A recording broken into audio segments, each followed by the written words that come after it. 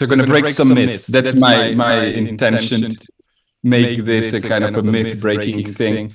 Because it does seem that the hype is the main, force in the universe of culture.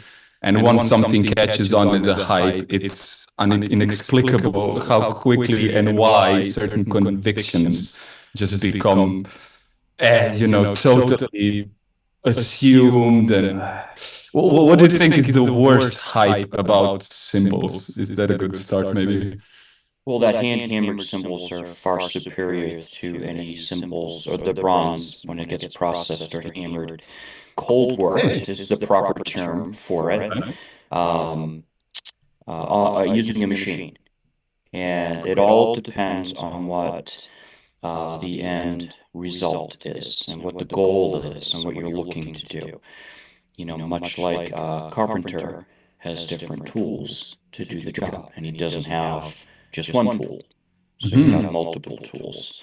One of the great things about cymbals, and especially the main bronze that's used, 80% copper, 20% tin, it's just beautiful. You can manipulate it a billion different ways and get different sounds. It's just a beautiful material to work with.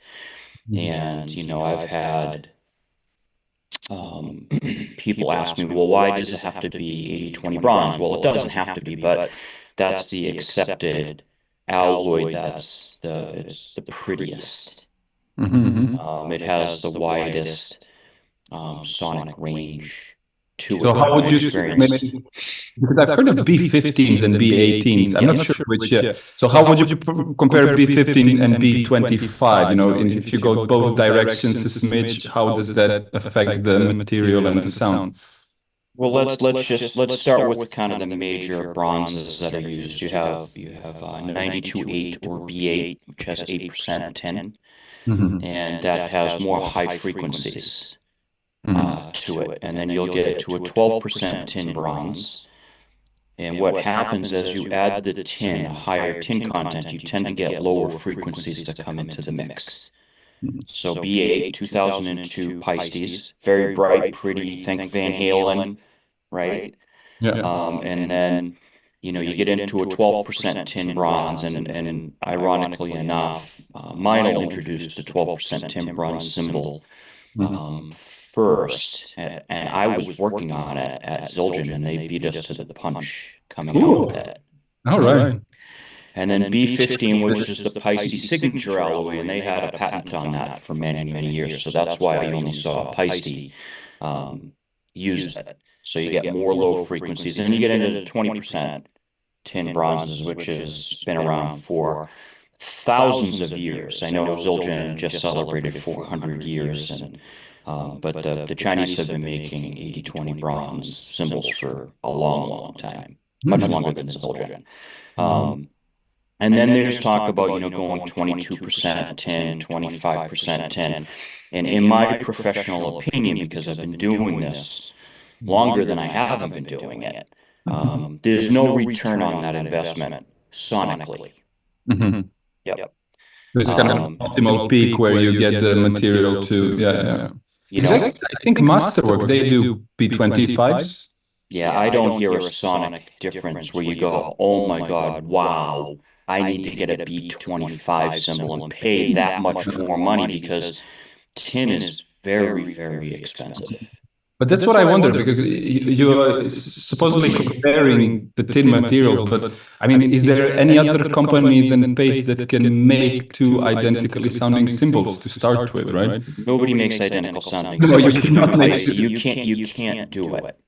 Oh, but are they're closer in sound, but they're not identical. They're not identical, yeah, exactly. Yeah. No. Interesting. Yep. Very interesting. So, thank you.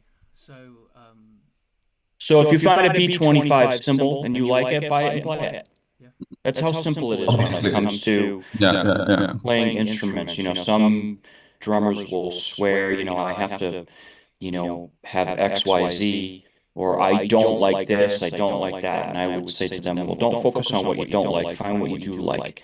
And essentially what the instruments do, whether it's a violin or it's a drum or it's a cymbal or a piano, it makes you feel good. It vibrates you a certain way. There's a certain frequency that makes you feel good. That's why you pick the cymbals that you play, because it makes you feel good. And if you feel good, you're going to convey that through the music. It's true, yeah.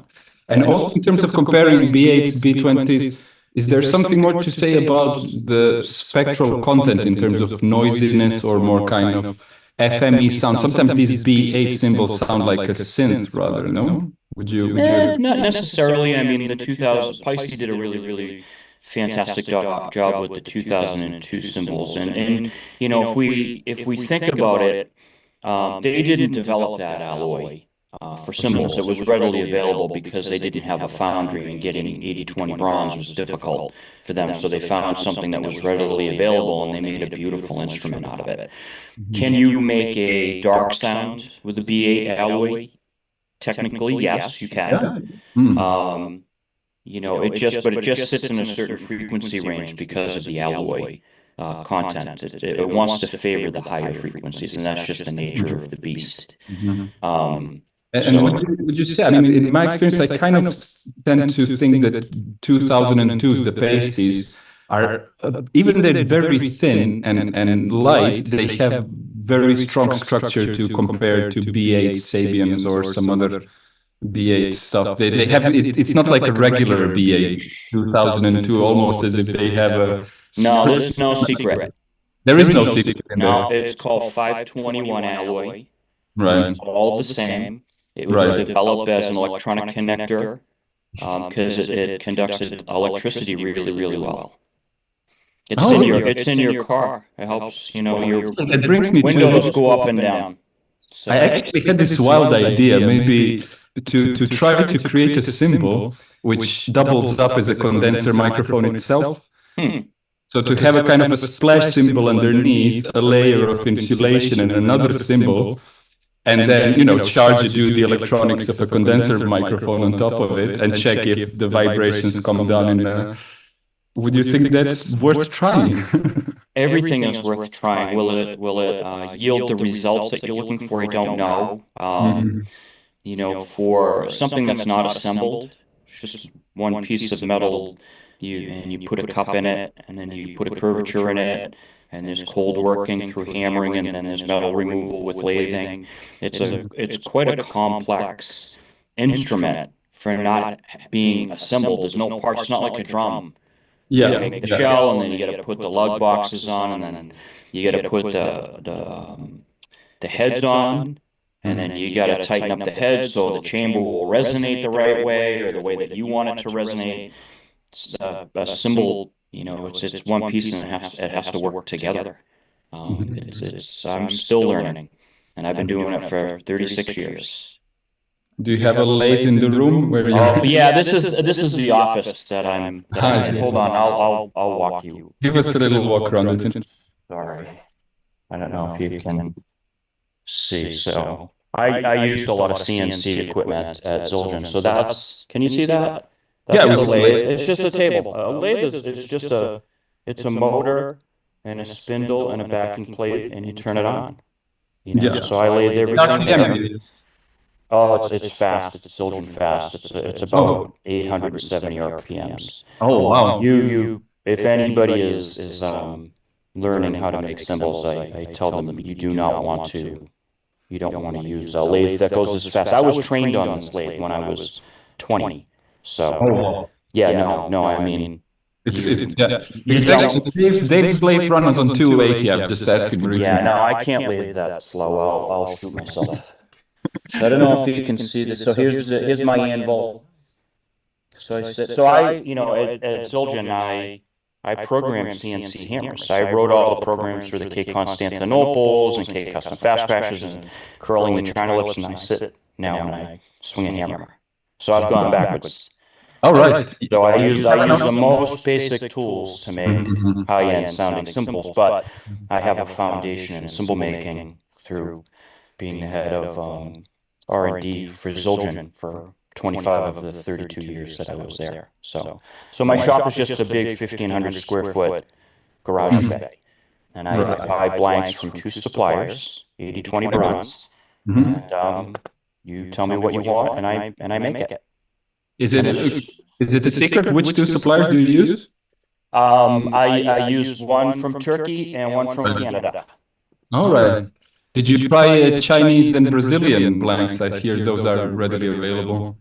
Chinese blanks I've used when I was at Zildjian. I bought some, Mhm. and they have a lot of other stuff in there, like silica and stuff. And it just it behaved differently than I expected. So I haven't invested any money now because I'm using the same base materials that I'm used to using from Zildjian. Yes, I've worked with the Brazilian blanks, and they're very good. Right. Yeah. I'm actually thinking Dave is invited to potentially do some workshops there, and I to join him as well, see how these guys are getting on with stuff. This seems exciting. Tell us, maybe, do you have a single hammer, which is like the hammer or do you actually? I do.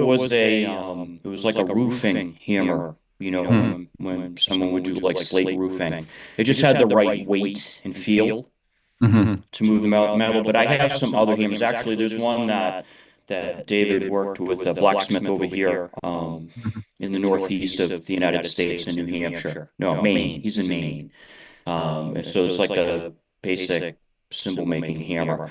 So the head's a little bit longer than I would like. I need to have a certain balance when I'm hammering. It's almost like when you pick up a model of drumsticks when you're a drummer. It has to feel right in your hands. Right. So I use that one. I have another one that I had this blacksmith make, and everything. You know, you say what's the hype and the mystery and stuff. All the tools that are used, it's a means to an end to get to a sound. How do you get to the sound? You cold work the blanks into a curvature. You know, you pick the cup or bell that you want to put in, and what does the bell do? It gives you the amount of volume you're going to get out of the cymbal. Oh, really? Altogether? Larger bell, more noise. Smaller bell, less noise. Flat cymbal? Flat cymbal, very little crashing with Very it. little Very, crashing. very, it doesn't sustain for very long. Yep. So does that have to do with the way that material resists? It has kind of an impedance around that circumference of the... No, if you think of Well, cymbals, vibration you're will- thinking you have a very acute curve and a very, very shallow curve, Mhm. and they work together. So no, it's not necessarily impedance. You know, you don't put a smaller bell in to restrict the amount of noise you want. You do it to get to the sound that you're looking for. You know, Yes, it's a so kind of... it's really, you know, if you want it to be louder, you need to put a bigger bell in there, because what drummers tend to do is they'll find a cymbal that they like, and it will have a smaller bell in it, like what's put in a hi-hat cymbal. And they like it. They love how the sound sounds. And they overplay it. And then what happens is the cymbal breaks because you're asking it to do something that it wasn't designed to do. You keep bringing it to its threshold, and then from the loading and unloading, the material fails. I have a mechanical engineering degree, by the way, so if I start using engineering terms, Please do. We will look it up in retrospect if there's anything. But actually, I really wonder, so in light of this, how do you then compare a pressed bell with a hand-hammered bell? What's it's all the bells.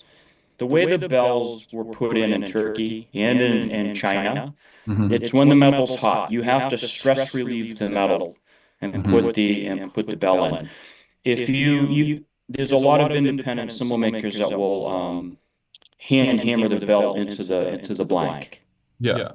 That's not the traditional method to do it. It was never done that way in Turkey. They would use two guys with two sledgehammers that have a pile of blanks that just came out of the oven, and they would hit until they're like, okay, that's good. And all the cups are all over the place, curvature-wise, 100 years ago, 200 years ago.